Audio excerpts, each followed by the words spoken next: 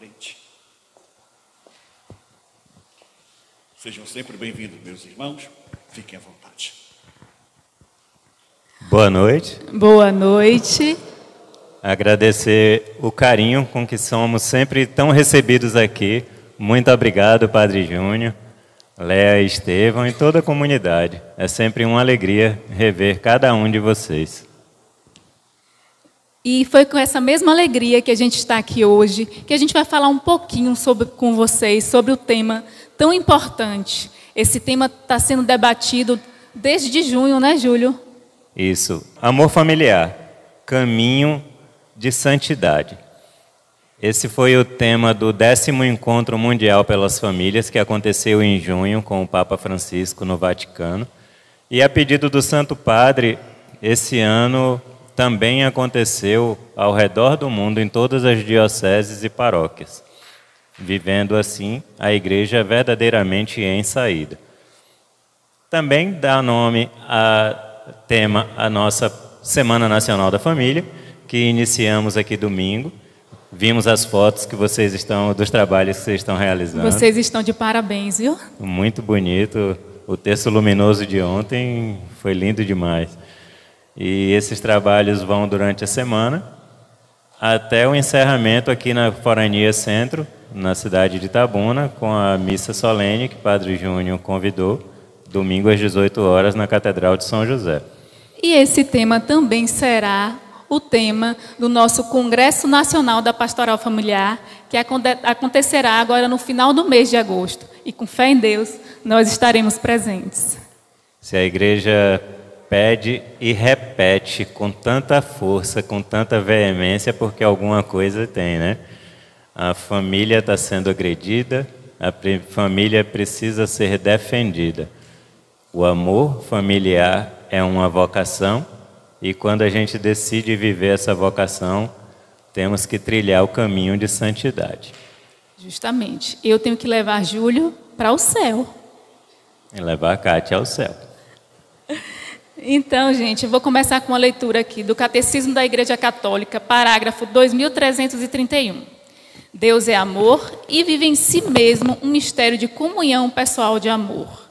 Ao criar a humanidade do homem e da mulher à sua imagem, Deus inscreveu nela a vocação para o amor e para a comunhão e, portanto, a capacidade e a responsabilidade correspondentes.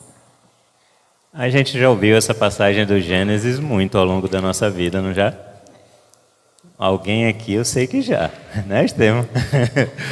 Mas será que a gente já parou para refletir? Eu, na minha humildade, na minha pequenez, sou feito à imagem de Deus. Kátia é feita à imagem de Deus. Cada um de nós aqui fomos feitos à imagem de Deus. E Deus é amor. Isso é de uma beleza que deixa a gente até sem palavras para descrever. Mas sempre tem um mais ali escondido na pegadinha. Isso também nos traz uma responsabilidade, né? Aquele amor que é tão grande, tão puro, que nos fez a sua imagem e significância, a gente precisa retribuir. E como é que a gente pode fazer isso? Fazendo o nosso encontro pessoal com Deus. Cada um de nós aqui presentes, em algum momento, fez o seu encontro pessoal com Deus, mas essa conversão ela precisa ser diária. A gente nunca pode se declarar plenamente convertido, porque as tentações estão aí. O pecado é doce, o diabo é esperto e ele está ali na esquina esperando a gente dar uma vacilada para tirar a gente do caminho de Deus. Então, precisamos realmente buscar, trabalhar a conversão para, como o Papa Francisco nos pede na sua exortação Evangelium Gaudium, que possamos estar em permanente estado de missão, que a gente possa levar a palavra. E qual a maneira assim, mais eficiente de levar a palavra? Afinal, falar, até papagaio fala. Com certeza. Chegar aqui na frente e falar para vocês, quem se preparar vai conseguir, mas o realmente o que vai convencer é o exemplo. É o exemplo que arrasta. Então, eu tenho que viver uma vida com Kátia, com família, com meus irmãos, com toda a comunidade, digna, para que as pessoas olhem e vejam: eu quero ser igual a Júlio, eu quero ser igual a Estevão. É o exemplo que arrasta. Então, a gente precisa ser realmente fiel àquele amor que nos criou. E que a gente leve nossos irmãos, que sejamos instrumentos, que os nossos irmãos possam realizar o seu querigma, seu encontro pessoal com Deus. Até porque, para a gente falar desse encontro, a gente tem que ter vivido, né, gente? Como é que eu vou falar de um amor que eu não conheço? Então, a gente tem que fazer esse nosso encontro para a gente levar a palavra para nossos irmãos. Então, eu vou fazer uma leitura aqui para vocês. 1 São João, capítulo 4, versículo 8. Aquele que não ama, não conhece a Deus, porque Deus é amor. Então, Ele nos ama, nos criou. Aí a gente foi aqueles filhinhos rebeldes ao longo da história. E Deus fez mais uma prova de amor para conosco, para com a humanidade. Mandou seu Filho Jesus para fazer conosco uma nova aliança. Mais uma chance Ele nos deu. Jesus veio por uma família, como todos nós aqui presentes. Foi criança, tomou topada, brincou, coisas que a gente não costuma pensar, né? Mas Jesus fez coisas que todos nós fizemos. E o que é que Jesus nos ensinou? Amar a todos assim como Ele nos amou. Ou seja, Jesus nos pediu para amar do mesmo jeito que Deus pediu. Aí fica a pergunta: será que a gente está fazendo isso? Porque para mim amar Kátia é fácil. Amar Júlio é fácil. E olha que mesmo assim um dificulta a vida do outro. Mas será que a gente ama do jeito que Jesus pediu? Aquela pessoa que às vezes nos dá motivo para testar a nossa fé, aquele coleguinha que às vezes nos tira do sério, é aí que a gente dá a prova de amor, que a gente está colocando em prática o que Jesus nos pediu. Quando aquela pessoa que nos fez mal, que nos fez alguma coisa, que a gente não deseje nada de mal de volta, que a gente consiga refletir e orar por aquela pessoa. Fui ofendido?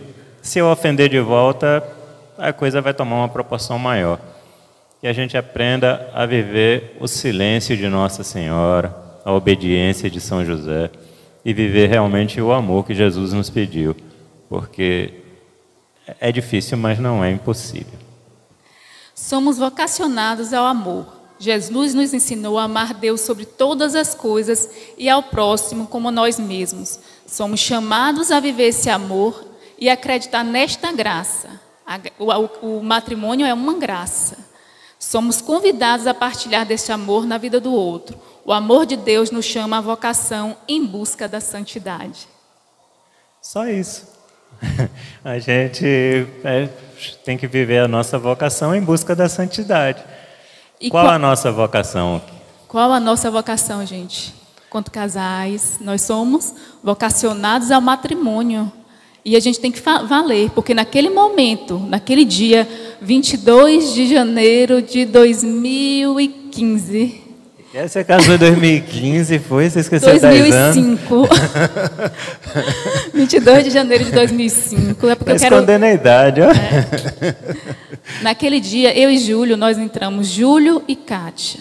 E aqui, ó, em frente ao altar, em frente a nosso Senhor Jesus Cristo, eu disse sim para Júlio e Júlio disse sim para mim. Pai, a gente não escolhe. Mãe, a gente não escolhe. Filho, a gente não escolhe. Mas marido a gente escolhe. E quando eu disse sim para Júlio, eu não estava dizendo só sim para as qualidades dele, não, gente. Vem um pacote completo. A gente não pode escolher só pela qualidade, só pelas qualidades. Frei Renato disse que eu sou santo. Imagine. Então, quando o Júlio deixa a toalha em cima da mesa ou em cima da cama, Ele está me levando à santidade. Quanto eu não sou tão compreensiva com Ele, eu estou levando Ele à santidade, né, Júlio? Eu estou quase chegando lá. Então, gente, a gente tem que ter essa consciência. Ninguém é perfeito. Eu não sou perfeita, Júlio não é perfeito, e eu acredito que nenhum de vocês sejam. Mas a gente tem que respeitar o outro. Apesar de sermos uma só carne, eu tenho que respeitar a individualidade de Júlio, e Júlio tem que respeitar a minha individualidade. E naquele momento que for muito difícil, é muita oração, né, Júlio? Isso. Amar requer renúncia. Renúncia de si mesmo, requer perdão, requer saber calar, silenciar na hora certa e, principalmente, clamar pelo Espírito Santo. Ele tem que nos ensinar a amar. Aqui, a gente dá 2 dicas a vocês. Alguns são mais experientes que nós, vão poder nos dar as dicas de vida muito, muito boas, mas baseados na nossa experiência, a gente consegue relatar algumas situações. Temos 17 anos de casados e não foram 17 anos até aqui de flores apenas. Lógico que tem muitas, mas algumas flores vieram com espinhos. Isso, tem os seus espinhos também, e aqui, diante das dificuldades, a gente tem que colocar em prática principalmente 2 coisas. O diálogo com escuta, com caridade, que a gente realmente ouça o que a outra pessoa está falando. Se a gente tem uma relação com um diálogo que funcione, nem só a relação de marido e mulher, mas entre pais e filhos, qualquer relação humana baseada no diálogo, ela vai funcionar e vai ser muito mais fácil. Mas realmente a ferramenta que vai funcionar, que vai transformar a casa de um casal católico é a oração. Muita oração, gente. A pessoa, cada um, tem que ter o seu momento de oração diário. A gente não pode começar o nosso dia sem a palavra de Deus. É o Evangelho que nos orienta, que nos sustenta. E a gente tem que começar o dia com a nossa oração, né? Dando graças a Deus pela nossa vida, por ter acordado, coisas que a gente nem pensa, mas quantas pessoas ao redor do mundo não tiveram oportunidade de acordar? Estão no leito de hospital ou simplesmente morreram. Então, damos graças. Eu estou aqui para mais um dia. Obrigado, Senhor, pelo alimento que recebemos. E nós também temos que ter aquele momento de oração em casal. Aquele momento que a gente senta diante de nosso Senhor Jesus Cristo. E nós descobrimos, gente, que quando a gente está orando, a gente não reclama um do outro, não. Então, muitas vezes, o que a gente faz? Quando a gente quer dar um recado para Ele, que eu sei que se eu fosse falar em outro momento, poderia gerar discussões, eu falo durante a nossa oração. Eu falo, Senhor, que Júlio seja um pouquinho mais calmo, mais tolerante, que ele me leve para jantar mais vezes. Minha cara metade não gosta de receber críticas. Se eu falar alguma coisa que ela fez, ela não aceita bem. Mas Jesus ouve e acontece que ela está do lado. Aí a gente vai rezar junto e aí eu falo, meu Senhor Jesus, meu Pai piedoso, acalma o coração de Kátia, que ela seja mais paciente. Jesus está ouvindo ela também. E aí acaba funcionando, o recado chega para os dois. E é muito bom. Quando as dificuldades chegarem, quando vocês tiverem conversas difíceis, que todo mundo tem que ter conversa difícil ao longo da vida, e não souber como abordar, reza junto. Tenham seus momentos de espiritualidade juntos, entreguem a vida de vocês nos pés de Cristo, que não tem como não dar certo. Que a conversa seja 3, né? Outra coisa muito importante é que nós somos católicos. A nossa casa deve ser o nosso exemplo, o exemplo para fora, para o mundo. Na nossa casa tem que ter um local especial para as nossas orações. Nós somos exemplos para os nossos filhos. Uma casa que nosso Senhor Jesus Cristo está presente, os seus filhos não se perdem. Eles podem até sair, dar uma voltinha no mundo, mas depois eles voltam, porque o alicerce é forte. Então, a oração tem que ser permanente. Nós temos que ter o cheiro de nosso Senhor Jesus Cristo. Nós temos que ser exemplos, porque a gente tem que estar sempre feliz, tem que estar trazendo alegria para nossos irmãos. Porque, preste atenção, se vocês vierem para a igreja, todos carrancudos, vocês vão trazer quem? Ninguém. Então, a gente tem que evangelizar com alegria, com caridade. Esse pedido não é nosso. Esse pedido é do Papa Francisco, no Alegria do Evangelho. Ele quer católicos evangelizando como? Com alegria. Com um sorriso no rosto. Como é que ele não quer ninguém? Emburrado. E Imagine. ele cita as palavras, ele não quer católico evangelizando com cara de funeral. Alguém aqui leva a palavra com cara de funeral? Não vai funcionar, né? Como dizia Santo Afonso Maria de Ligório, quem reza se salva. Quem não reza se condena. Eu quero me salvar. Eu também quero. Então, hashtag fica a dica. Agora a gente vai chamar o pessoal do canto para cantar uma musiquinha para a gente em forma de oração. Eu quero que vocês fiquem de pé. E pedimos que essa música é uma música que todos já ouviram muitas vezes. A gente falou aqui entre ouvir e escutar, que dessa vez vocês escutem a letra dessa música do Espírito Santo, que deixem ela chegar ao coração de vocês. Reflitam um pouquinho essa canção bonita. Vem Espírito, vem Espírito, sozinho eu não posso mais, sozinho eu não posso mais, sozinho eu não posso mais viver. Outra vez, vem Espírito, vem Espírito. Vem Espírito, isso, vai soltando a sua voz. Sozinho eu não posso mais, sozinho eu não posso, sozinho eu não posso viver. Eu quero amar, eu quero amar, eu quero ser aquilo que Deus quer.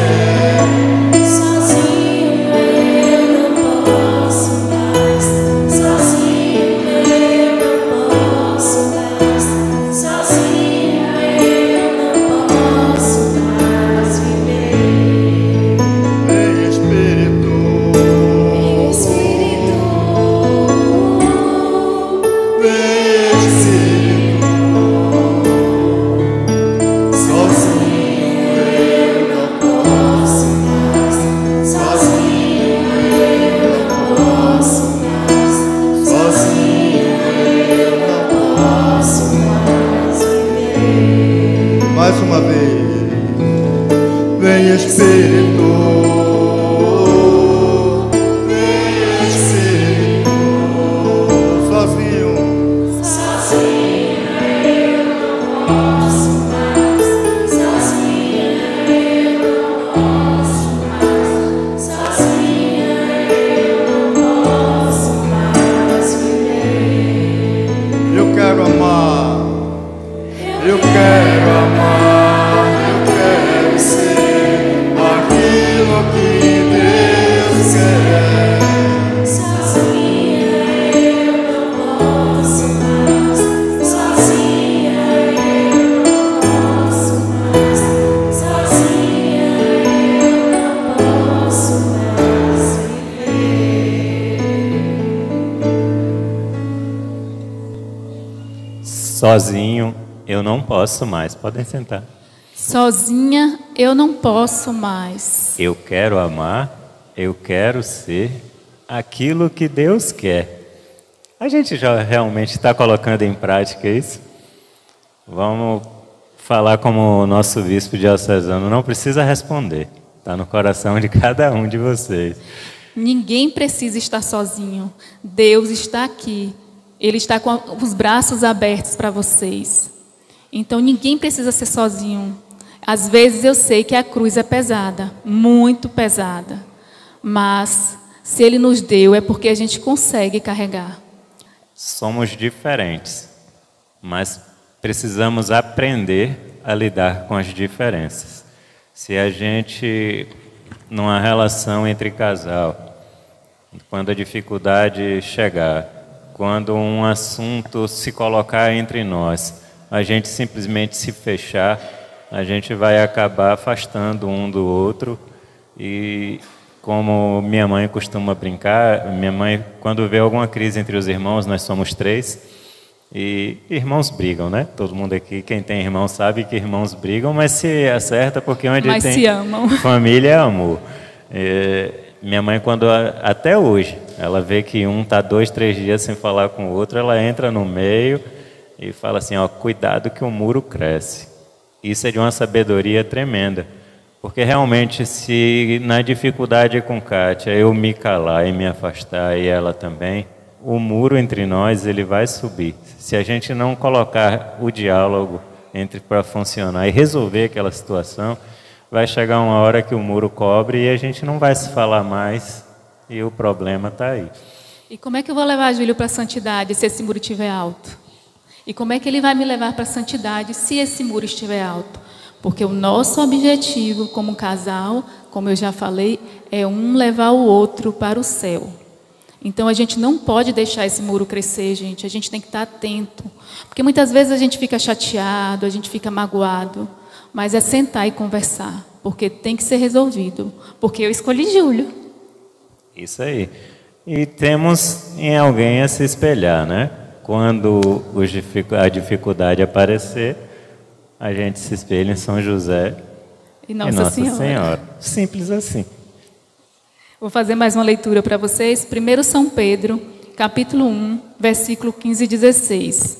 Mas, assim como é santo aquele que os chamou, sejam santos vocês também em tudo o que fizeres, pois está escrito, sejam santos, porque eu sou santo. Deus nos criou como prova do amor dele. Nós somos filhos rebeldes, ele mandou o Filho Jesus, que se deixou ser crucificado por nós. E Jesus diz, sejam santos, porque eu sou santo. Tem hora que a gente para pensar assim, meu Deus, se eu nasci para ser santo, sim. Todos nós, católicos batizados, nascemos para ser santos, cada um de acordo com a sua vocação. Padre Júnior, na vocação sacerdotal, nasceu para ser santo. Nós, católicos batizados, casados com o sacramento do matrimônio, temos que levar o outro ao céu, à santidade. E como costumava brincar o ex-bispo de Ilhéus, eu não sei se alguém aqui conheceu, Dom Valfredo Tepe. Ele vai entregar a idade dele. Ele deixava uma dica, ele fazia uma brincadeira. Se filho de Peixinho é. Filho do Deus Santo. Santinho é. Nós somos filhos de Deus, então somos santinhos, ou pelo menos deveríamos tentar ser. E diante de tudo que nós falamos até agora, vem a pergunta. Nós casamos para ser feliz? Vocês acham que eu casei para eu ser feliz? Quem é que é casado? Não precisa responder. não precisa responder a pergunta. Fica no coração. Vocês casaram pensando em ser feliz? Individualmente. Eu casei para ser feliz? Já que tem um tempinho para pensar, a resposta é não. Não. Nós casamos para fazer o outro feliz. E se eu amo o Júlio e ele está feliz? Automaticamente eu também vou estar feliz. Automaticamente meus filhos estarão felizes. Porque na vida do casal não há espaço para individualidade. Não há espaço para o eu. Naquele momento que nós dissemos sim, tudo passou a ser nosso. Eu já não faz mais parte. O sacramento ele é único e indissolúvel. Aqui tem muitos agentes da pastoral familiar.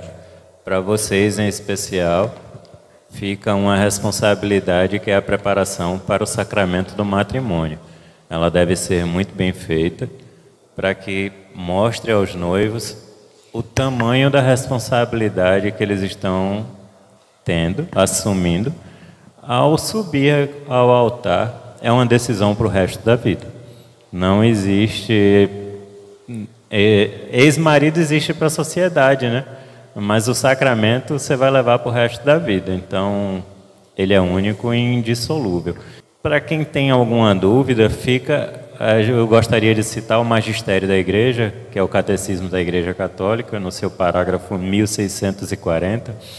Ele diz que um matrimônio constituído entre dois católicos batizados por livre e espontânea vontade, sem nenhum impedimento, nem a Igreja tem poder de separar. Então, um casamento selado por Cristo é para o resto da vida.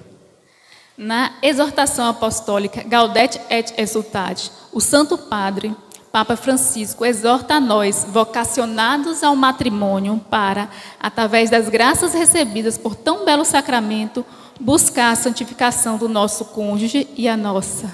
Olha que lindo. Então, a gente falou tanto aqui de santidade, né? Aí mostramos a Sagrada Família. E cá entre nós, a gente não vai conseguir, né? É um parâmetro um pouco alto. Mas gostaríamos de dar um exemplo para vocês de um casal casado, como nós aqui, santos. Vocês já ouviram falar de São Luís e Santa Zélia?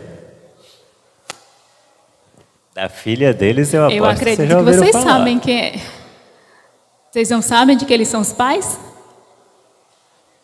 Santa Teresinha do Menino Jesus. São Luís e Santa Zélia, quando jovens, eles sentiram o chamado vocacional, só que não era o plano que Deus tinha para eles. Eles achavam que era. Eles achavam que iam para a vida religiosa. São Luís foi tentar ser padre, Santa Zélia foi tentar ser freira. Acontece que não foram aceitos. Ele não sabia latim, naquela época a missa era em latim. Ele não era letrado o suficiente.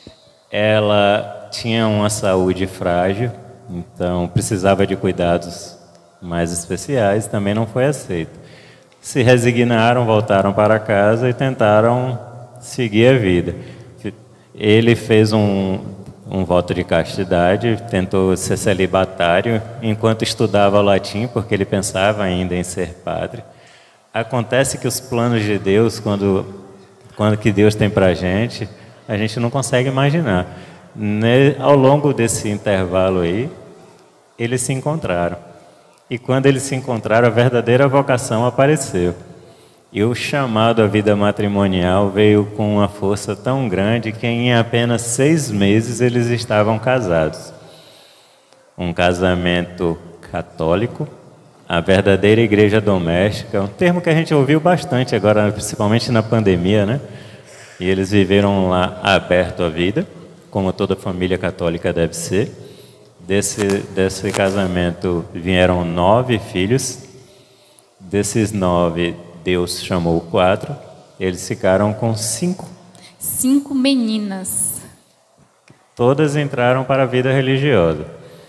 E viviam o dia a dia de uma casa normal, como a nossa. Só que a presença de Deus era constante. Eles estavam na Santa Missa todos os dias, às 5 horas da manhã, ele recebia Nosso Senhor Jesus Cristo. Tem modo melhor de começar o dia do que com a Eucaristia. Trabalhavam, cuidavam dos filhos, praticavam a caridade e iam levando a vida. Santa Zélia tinha a saúde mais frágil, lembram? Deus chamou primeiro, depois chamou São Luís. Santa Teresinha é santa doutora da igreja. E São Luís e Santa Zélia foi o primeiro casal casado que foi canonizado juntos como santos em 2015 pelo Papa Francisco. Está aí o exemplo de uma família, como a nossa aqui presente hoje. Marido, mulher e filha. De uma mesma casa saíram 3 santos. Que responsabilidade, hein, gente? E aposto que esses foram os canonizados. Quantos casais existem no céu de santos que a igreja apenas não canonizou, não é? Então, que vivamos em busca da santidade, como São Luís e Santa Zélia. Finalizamos lembrando que as dificuldades inevitavelmente irão acontecer, mas quando surgirem, lembremos da passagem de Hebreus, capítulo 12, versículo 7. Estais sendo provados para a vossa correção. É Deus que vos trata como filhos. Ora, qual é o filho a quem seu pai não corrige? A gente falou tanto de amor, que Deus nos ama, mas quando acontece algo de ruim, de negativo em nossa vida, a gente questiona esse amor, né? A gente reza na oração do Pai Nosso todos os dias, que seja feita como tua vontade. Mas quando a vontade dele é diferente da nossa, a gente fica de calundu, né? Então, que a gente tenha consciência que Deus está conosco em nossa vida, a gente queira ou não, até o último dia das nossas vidas. E Ele tem um plano para a gente. Por mais difícil que seja, por maior que seja o problema, que a gente confie em Deus. Nessa pandemia, nesses últimos 2 anos e alguma coisa em especial, foi um tempo muito difícil, está sendo um tempo muito difícil. Quantas famílias perderam entes queridos? Quantos jovens se foram de uma maneira assim, bruta? E a gente saber lidar com uma situação dessa é complicado. A gente questiona Deus, questiona... Nós somos pequenos, falhos. A crise financeira está aí. Todo mundo está passando por algum tipo de dificuldade. O pessoal costuma brincar dizendo assim, a gente está todo mundo no mesmo barco. Tá, não. O mar é o mesmo, mas o barco é diferente. Às vezes é uma canoazinha. Aí tem gente de iate, tem gente que caiu já até do barco e está nadando aí de braçada. Mas que a gente, diante da dificuldade, aprenda a confiar em Deus. Entrega a nossa vida a Ele. Deixar que tudo vai dar certo, tudo vai funcionar. Para encerrar, a gente gostaria Agora de chamar de novo nossos amigos do canto. E gostaríamos de fazer um momento com vocês, pedir que vocês fiquem de pé. Quem estiver em casal, um fique de frente para o outro. Quem estiver em casal, fiquem de frente. Quem não estiver em casal, lembre-se do no seu coração, pense na sua família, que se alguém já estiver viúvo, pense naquele que já partiu, que está em Deus. E ouçam essa música, deixe esse momento entrar no coração de vocês.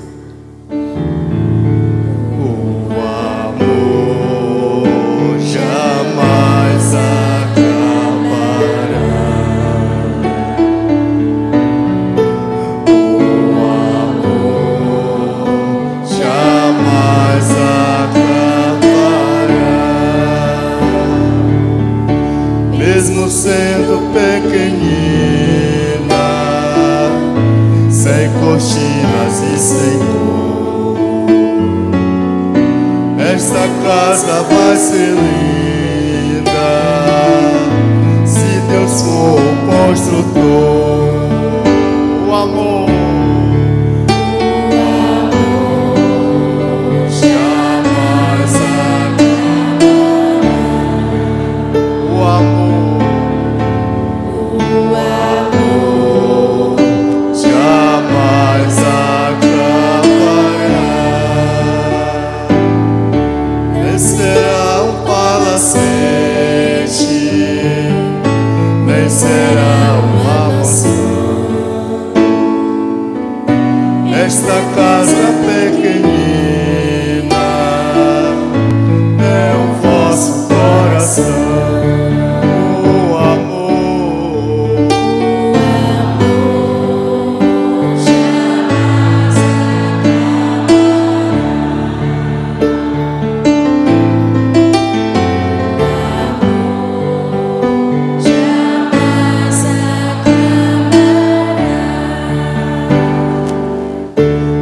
Tijolo paciente,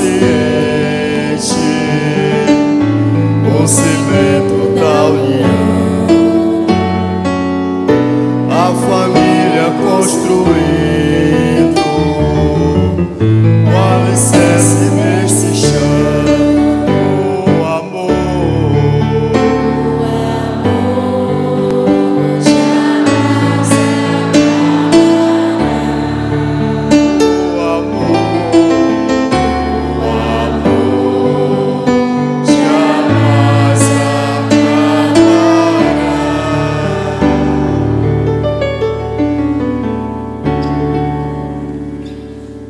O amor jamais acabará. Lembre-se sempre daquele primeiro olhar, Pode naquele sentar. olhar de encanto. Aquele dia que eu olhei assim, ó, eu olhei para a Júlia e falei, esse vai ser o meu marido. Então, quando o momento estiver difícil, quando vocês estiverem passando por algumas dificuldades, lembrem sempre do primeiro olhar. Quando Kátia lembrou do nosso casamento, dia 22 de janeiro de 2005, nós dissemos sim, um ao outro. Os cabelos eram um pouquinho mais pretinhos, mas a voz era a mesma. E quando a dificuldade bate, quando o problema acontece entre nós, eu volto naquele dia, volto naquele momento no meu coração e penso naquele sim que eu dei, na beleza daquele momento, no tamanho do amor que eu vivi naquele momento. E com essa imagem, a gente supera as dificuldades. O amor jamais acabará. Obrigada, Muito gente. obrigado.